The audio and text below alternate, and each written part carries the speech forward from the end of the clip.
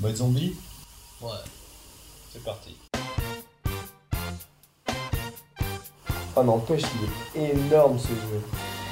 Ah ouais, carrément. Puis Call of Duty, ils ont quand même inventé les zombies, ça. Ah, grave.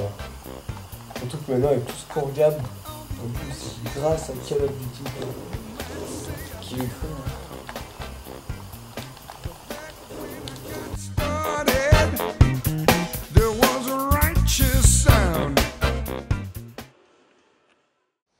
Voici un dialogue qu'il est parfaitement possible de voir se dérouler sous ses yeux aujourd'hui.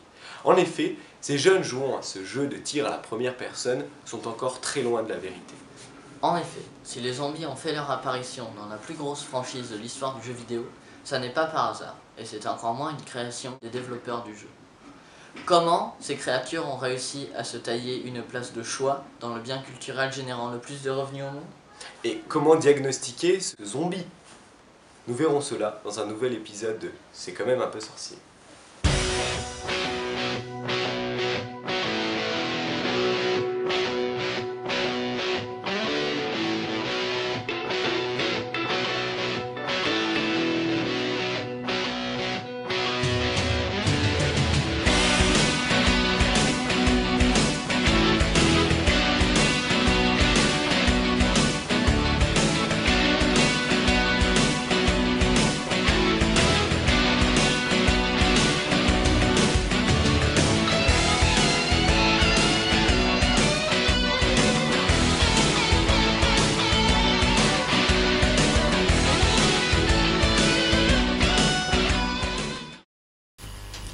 Avant d'expliquer un terme, tâchons d'expliquer d'où il provient. L'origine du mot zombie est très ancienne et contestée. En effet, certains spécialistes lui donnent une origine française, les ombres. D'autres lui préfèrent une origine plutôt africaine. En effet, on retrouve le terme Vumbi, qui signifie un corps cataleptique, donc avec une paralysie temporaire, au Congo. En Angola, on retrouve le mot Nvumbi, qui est un corps sans esprit. Et pour finir, au Togo, au Ghana et au Bénin, on trouve le mot Nzambibi qui signifie une créature de la nuit. Mes frères, de Zombibi à Call of Duty, il y a un gouffre, non? Et oui, Jadi, le zombie apparaît en Afrique et en Haïti au 19e siècle. Il est encore très différent de l'idée qu'on se fait de lui aujourd'hui. En effet, le zombie haïtien est plus un vivant que l'on prendrait pour un mort qu'un mort que l'on prendrait pour un vivant. Explication. Certains prêtres vaudous, appelés Bokor, drogueraient leurs patients avec une drogue qui induirait un état de mort apparente. Ces faits ont été mis en évidence par le professeur Wade Dennis, qui est un professeur à Harvard d'ethnobotaniste.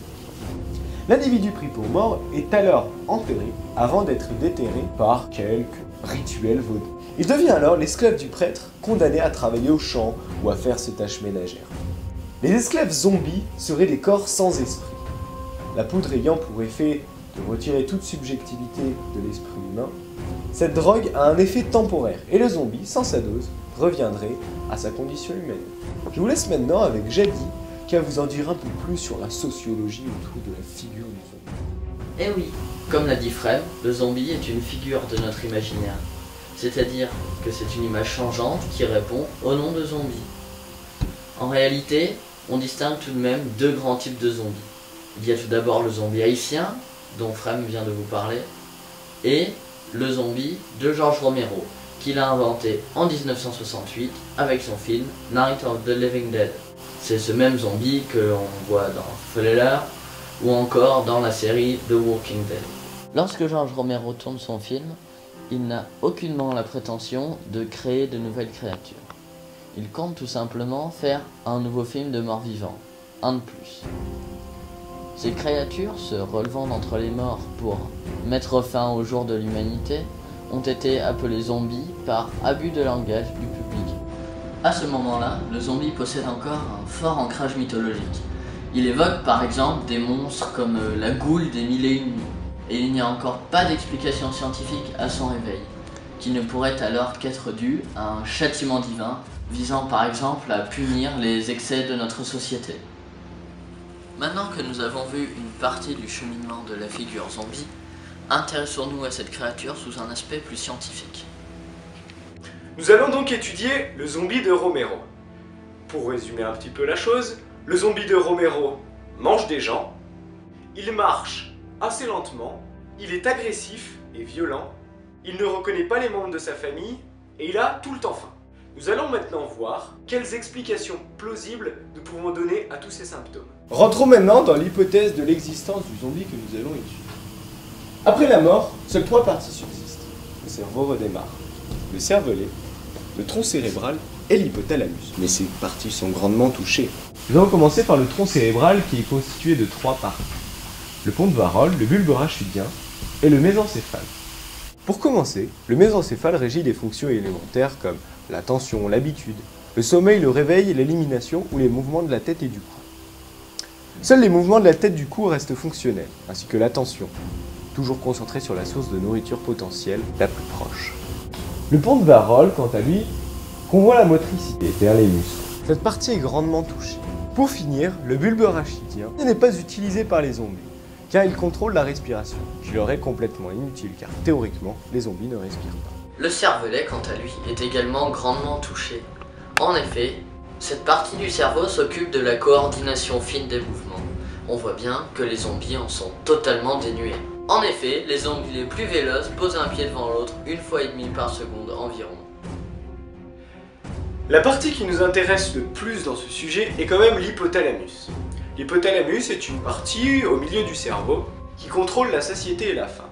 Une partie de cet hypothalamus s'appelle l'hypothalamus ventromédial. Si cette partie n'est plus connectée au reste du cerveau, cela entraîne une hyperphagie de l'individu. Une hyperphagie est une sorte de boulimie, c'est-à-dire que nous avons tout le temps faim, nous sommes obligés de manger. On voit donc que l'hypothalamus ventromédial n'est plus en activité et donc le zombie a toujours faim. Cependant, nuançons tout de même ce propos. En effet, si dans le mythe du zombie, le cerveau s'arrête complètement avant de devenir un organe autosuffisant, dans la réalité cela est tout bonnement impossible. En effet, pour que le cerveau fonctionne, il a besoin de sang. Dans le corps humain, le cerveau consomme 20% du sang qui est transporté. Ramené à sa masse, le cerveau consomme 500% de sang en plus que les muscles. Si le cerveau doit encore recevoir du sang dans le zombie, dans ce cas-là, le sang circule. Ce qui veut dire que d'une façon ou d'une autre, il n'est pas autosuffisant et ce sang circule dans le zombie. À cela, on peut ajouter l'argument du livor mortis. Le livor mortis est un phénomène qui fait que lorsque un humain meurt, son sang se dirige vers les parties de son corps les plus proches du sol. Lorsque le cadavre est allongé, comme c'est souvent le cas, cela ne pose pas de problème, puisque le sang se répand équitablement dans toutes les parties du corps en contact avec le sol. Dans le cas d'un zombie, c'est fort différent. En effet, le zombie ne serait rien d'autre qu'un cadavre se tenant debout. Dans ce cas-là, tout le sang de son corps affluerait vers ses pieds. Le système sanguin de ses pieds ne pourrait pas le supporter. Mais Jadi, ça voudrait dire que les pieds des zombies exploseraient? Eh bien, oui, Frem. Le système sanguin des pieds du zombie ne pourrait pas supporter un tel afflux. Ainsi, les pieds exploseraient et les zombies marcheraient sur les tibias. Un virus peut s'attaquer au corps humain de différentes façons, mais concentrons-nous maintenant sur les neurones. Les neurones sont les cellules les plus longues de l'organisme. Ils permettent notamment le transport de protéines et de molécules dans tout le corps humain. Un virus comme celui de la rage utilise le procédé du transport axonal rétrograde, qui lui permet, depuis son point d'entrée, d'atteindre son objectif dans l'organisme. Ici, le cerveau et les neurones. De nombreux virus utilisent le même modèle, mais les neurones visés diffèrent. Ainsi, un virus zombie devrait toucher les parties que nous venons d'évoquer, c'est-à-dire l'hypothalamus, le cervelet, mais également le cortex préfrontal qui régit le langage, la mémoire et beaucoup de ces choses qui font de nous des humains. Or, il se trouve que le nerf olfactif est directement relié à la plupart de ces parties du cerveau. Alors nous sommes maintenant avec le professeur Tournedos, éminent sociologue et auteur du livre Petite philosophie du zombie. Professeur, bonjour. Bonjour. Alors, est-ce que vous pouvez commencer par nous expliquer En quoi le zombie est révélateur de notre société? Donc, le zombie est une créature qui, donc, dans les différentes cultures et dans son histoire, s'est transformée pour suivre les craintes d'une époque. En Haïti, par exemple, il représente la crainte de l'esclavage. Et quelle peur incarne-t-il aujourd'hui? Il incarne d'abord, de façon la plus évidente, notre obsession de la propreté et de l'hygiénisme.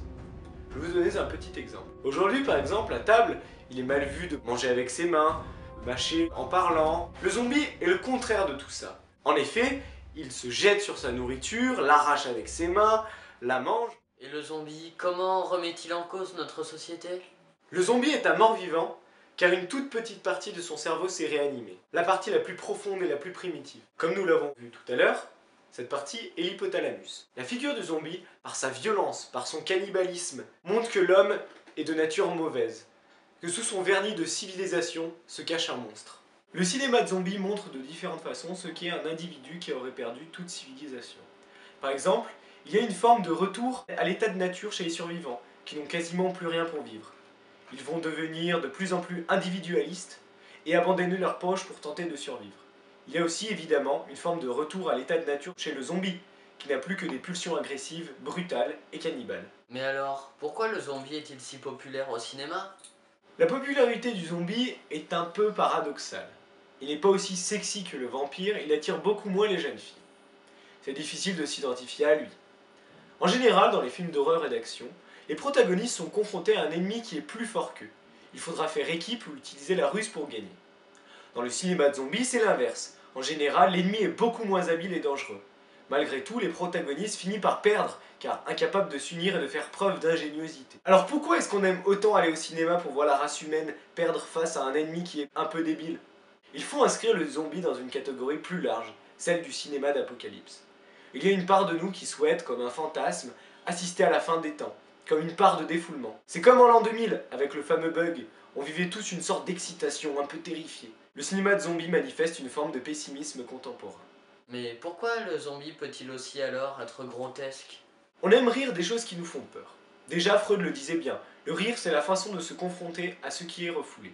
On gagne contre le zombie dans ces jeux, on l'incarne rarement ou de façon amusante. Ça nous défoule car le zombie n'étant plus un humain, c'est la cible politiquement correcte par excellence. On ne descend pas un terroriste, avec toutes les ambiguïtés morales que ça peut causer. Le zombie a été exclu de la condition humaine, on peut en faire ce qu'on veut. Pour finir, pensez-vous que le zombie est une figure qui va rester? Entre le zombie des années 1960 et aujourd'hui, il y a eu des époques où il avait pratiquement disparu, ou était moins à la mode. Ce qui est certain, c'est qu'il va se transformer. Aujourd'hui, on voit des zombies courir plus rapidement, dotés d'une conscience relative, comme dans Dawn of the Dead de Romero. On le verra se métamorphoser pour coller à de propres angoisses. Car oui, le zombie est une figure changeante de notre imaginaire et représente toutes nos angoisses, comme par exemple celle de la mort. Voilà, c'est quand même un peu sorcier, c'est fini pour aujourd'hui, et nous nous retrouverons la semaine prochaine avec le sujet que voici, les tortues mutantes des Galapagos.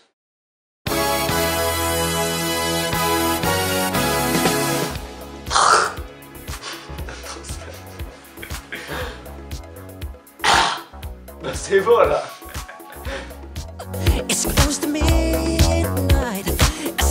Regarde le sapin là-bas. Il est joli le sapin. Il est joli le sapin. T'as vu le lierre là? Ouais, ça va bien.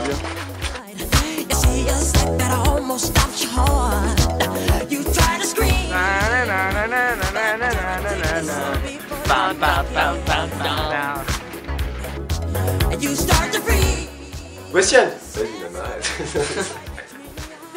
Non mais arrête-toi là, sérieux.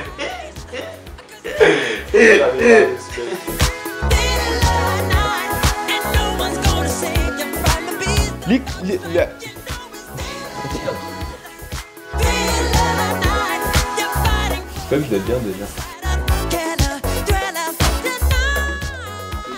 Il se voit là le micro, je suis assez fier moi là.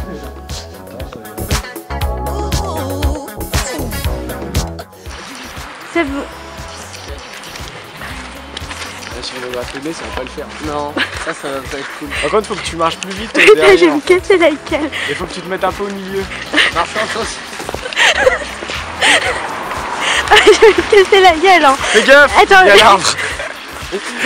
Ah mais t'es un peu nul en fait. Fais gaffe, il y a l'arbre. Décale-toi. Attends, vas-y.